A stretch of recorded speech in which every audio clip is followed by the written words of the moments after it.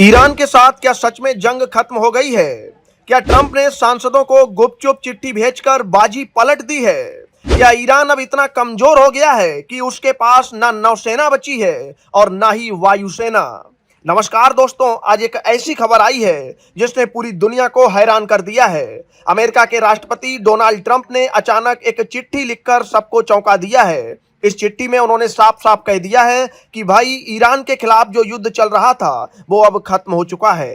Trump ने अमेरिकी सांसदों यानी कांग्रेस को बताया है कि ईरान के साथ जो गोलीबारी हो रही थी वो 7 अप्रैल के बाद से पूरी तरह रुक गई है। अब आप सोच रहे होंगे कि अचानक ट्रंप को यह चिट्ठी लिखने की क्या जरूरत पड़ गई।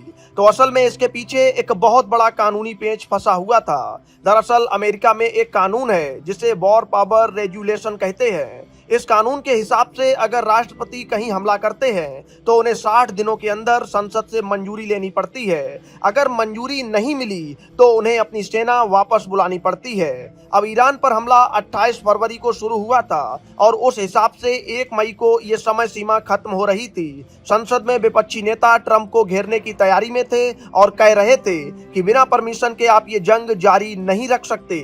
इसी बहस को खत्म करने के लिए ट्रंप ने कह दिया कि जब जंग ही खत्म हो गई है तो फिर मंजूरी कैसी। उन्होंने चिट्ठी में साफ लिखा है कि 28 फरवरी को जो दुश्मनी शुरू हुई थी वो अब पूरी तरह शांत है।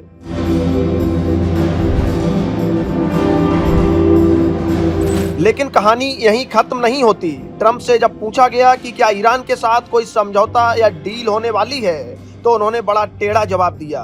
उन्होंने कहा कि ईरान के नेता समझौता तो करना चाहते हैं लेकिन मैं अभी तक उनके किसी भी ऑफर से खुश नहीं हूं। ट्रंप का कहना है कि ईरान के भीतर अभी बहुत ज्यादा खींचतान चल रही है। वहां के नेताओं में आपस में ही फूट पड़ी हुई है और ये समझ ही नहीं आ रहा कि आखिर वहां का असली बॉस कौन है जिससे बात की जाए।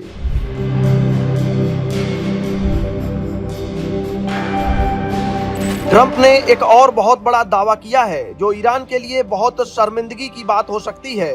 उन्होंने कहा है कि हालिया हमलों के बाद ईरान की सैन्य ताकत एकदम खत्म हो गई है। ट्रंप के मुताबिक अब ईरान के पास ना तो कोई नौसेना बची है और ना ही कोई एयरफोर्स, यानी उसकी रक्षा करने की ताकत अब बहुत कम रह गई है।